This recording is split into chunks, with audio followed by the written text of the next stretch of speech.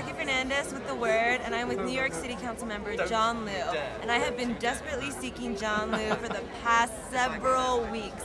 And now I went to this caucus, I found him, and we are finally getting an interview. I've been hiding in plain view, but it's good to see you, Jackie. It's good to see you too. So, John Liu, you are the first and only Asian American in the New York shocking. City Council. It is shocking. When I read that, I felt sick. I should have been like the 9th or 10th because Asian Americans have been running in New York for quite some time. And we are such a large population, like 12%. Yeah, 150 years in New York City, 150 plus years in this country. And yet, in a city like New York, you figure we would have had more representation by now. But, better late than never. Right. And you represent Flushing, which has the largest, or one of the largest, Asian American communities, right? The Asian American community in New York is not necessarily concentrated there. People are all over, but in Flushing, we do have a large diverse population of Asians as well as of a lot of different ethnicities. So what does that community need? Like, what are their needs in this election? In this election, this historic election of 2008, Asian Americans are looking for more inclusion, inspiration in getting involved, and also a basic platform commitment to dealing with the issues most important to us: education, healthcare, economic opportunity, family reunification through immigration process.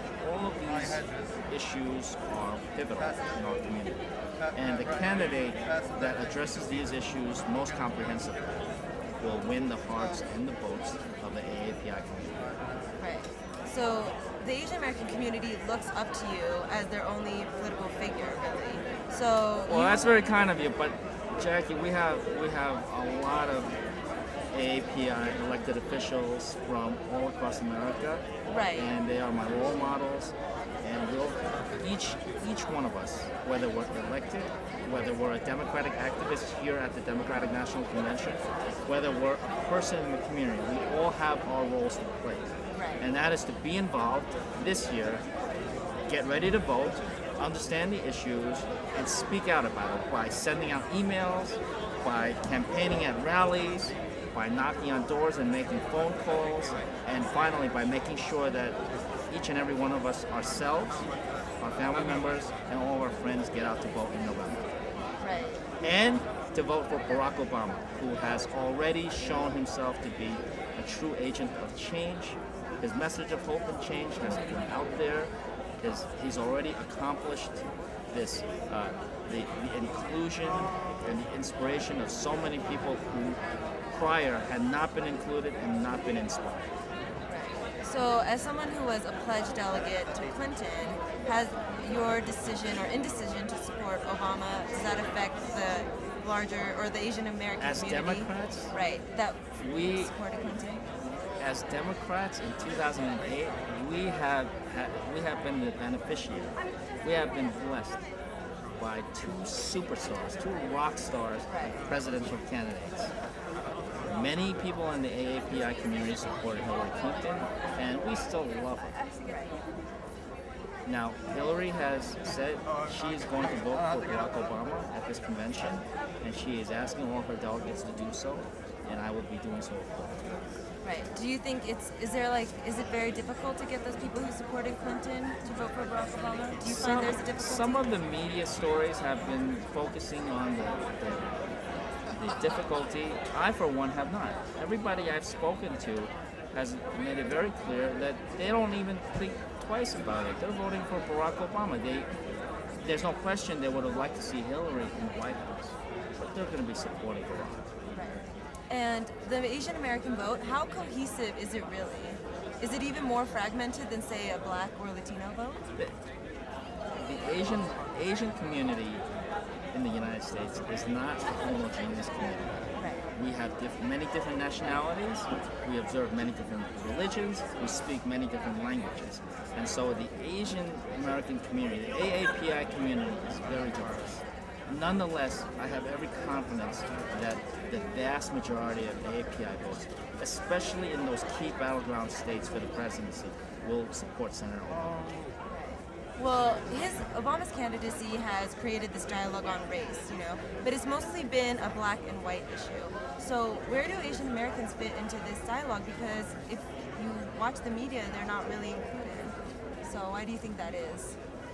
I am not of the opinion that Senator Obama has created the dialogue on race, Right. but rather other people have tried to talk about race as the issue, and Senator Obama has time and time again gotten everybody to focus on the fact that it is not race, but it is the core issues that our country needs to deal with: education, healthcare, economic opportunity, immigration policy, all of those things. Barack Obama has said that he is an honorary Asian Pacific Islander.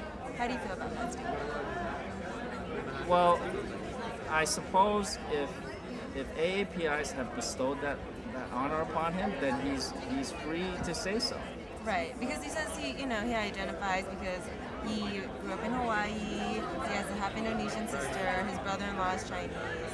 So people have criticized him. Well, with all due respect to Senator Obama, I think having a half sister who happens to be Asian Pacific American, having grown up in Hawaii, that doesn't necessarily make you an honorary AAPI. But if other people in the AAPI community have called him an honorary member of the AAPI community, then more power to him.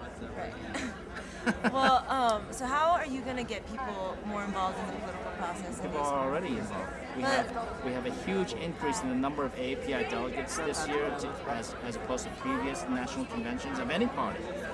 And in New York, on the ground, more and more people are signing up to help the campaign, help the effort, get the message out, and also to provide feedback back to the Obama campaign.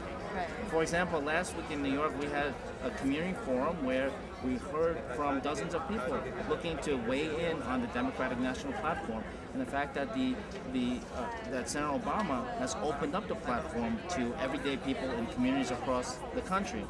That, I think, was an achievement already in itself. Well, I've been there's a lot of polling and poll results from this Obama-McCain thing, and they always are polling black, white, and Latino, and I rarely see how Asians. Well, obviously that has to change. But why do you think that is? I feel so not included in this election sometimes by the media. So we have to take it upon ourselves to get ourselves included, and so change and progress is not a black and white overnight phenomenon. It does take years of building, and I think the manifestation of many years of that effort has shown itself right here this morning at the AAPI Caucus of the Democratic National Convention.